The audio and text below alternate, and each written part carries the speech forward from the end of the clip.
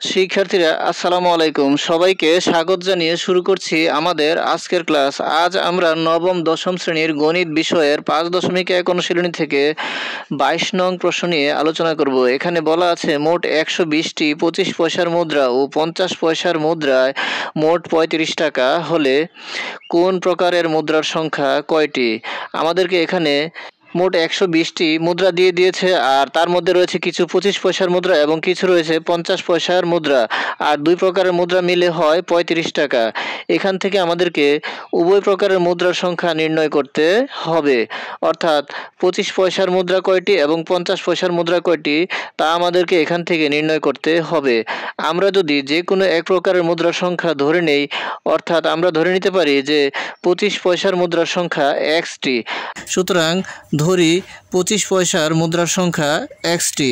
তাহলে মোট মুদ্রা 120টি থেকে ধরে নেওয়া 25 পয়সার মুদ্রার সংখ্যাটি যদি আমরা বাদ দিয়ে দেই, তাহলে অপর মুদ্রার সংখ্যা অর্থাৎ 50 পয়সার মুদ্রার সংখ্যা পাওয়া যাবে। তাহলে 25 পয়সার মুদ্রার সংখ্যাটি মোট 120টি মুদ্রা থেকে বাদ দিয়ে দিলে 50 পয়সার মুদ্রা পাওয়া যাবে। তাহলে আমরা পেয়ে গেলাম 25 পয়সার মুদ্রার সংখ্যা xটি এবং 50 পয়সার মুদ্রার সংখ্যা 120 মাইনাস xটি।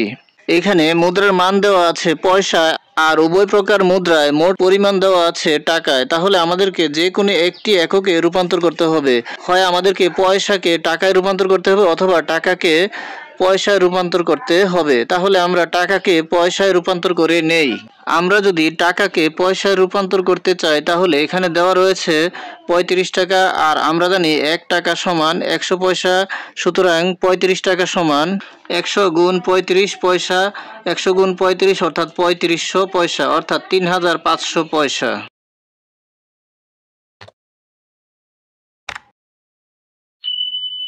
এখন আমরা যদি মুদ্রার সংখ্যাকে পয়সার মান দিয়ে গুণ করি, তাহলে ওই প্রকারের মোট মুদ্রায় কত পয়সা হয় সেটি পাওয়া যাবে। অর্থাৎ 25 পয়সার মুদ্রা দিয়ে মুদ্রার সংখ্যাকে গুণ করলে তাহলে সেই পয়সায় মোট কত পয়সা হবে সেটি পাওয়া যাবে। তাহলে প্রশ্ন মতে আমরা লিখতে পারি 25x plus 50 into 120 minus x সমান 3500। এখানে 25x হচ্ছে 25 পয়সার মুদ্রায় মোট কত পয়সা হয় তার পরিমাণ, এবং 50 ইন্টু 120 মাইনাস x হচ্ছে মোট 50 পয়সার মুদ্রায় মোট কত পয়সা হয় তার পরিমাণ। আর প্রশ্নে বলা আছে উভয় প্রকার মুদ্রায় হয় 35 টাকা, আর আমরা 35 টাকা সমান পেয়েছি 3500 পয়সা। হলে উভয় প্রকারের মুদ্রার যোগফল সমান আমরা লিখতে পারি 3500।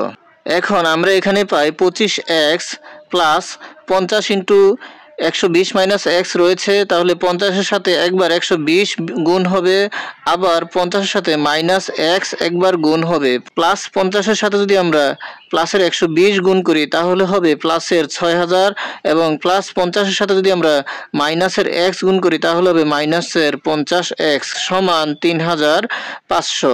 এখন আমরা এক্স এর মান নির্ণয় করার জন্য এক্স গুলোকে বাম পক্ষে রাখবো এবং সংখ্যাগুলোকে ডান পক্ষে নিয়ে যাব।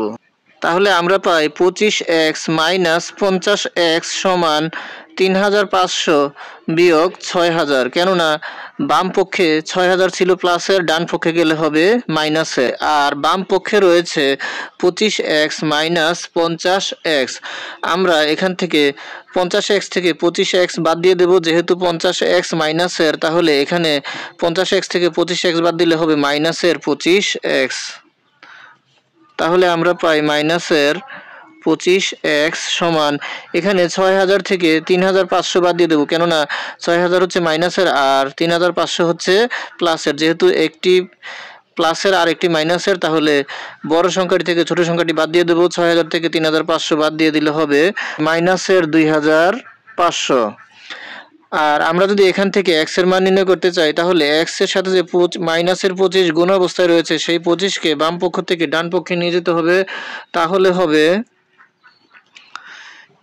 x সমান, যেহেতু বাম পক্ষে 25 গুণ অবস্থায় ছিল তাহলে ডান পক্ষে হবে ভাগ অবস্থায়, তাহলে মাইনাস 2500 এর সাথে মাইনাসের 25 ভাগ অবস্থায় হবে। তাহলে লবের মাইনাস এবং হরের মাইনাস কাটা যায়, আর 25 দ্বারা আমরা যদি 2500কে ভাগ করি তাহলে হবে 25 100 2500। সুতরাং x সমান আমরা পেয়ে গেলাম 100। আমরা ধরেছি 25 পয়সার মুদ্রার সংখ্যা xটি। এখানে x এর মান যেহেতু 100, তাই আমরা বলতে পারি 25 পয়সার মুদ্রার সংখ্যা 100টি। সুতরাং 25 পয়সার মুদ্রার সংখ্যা 100টি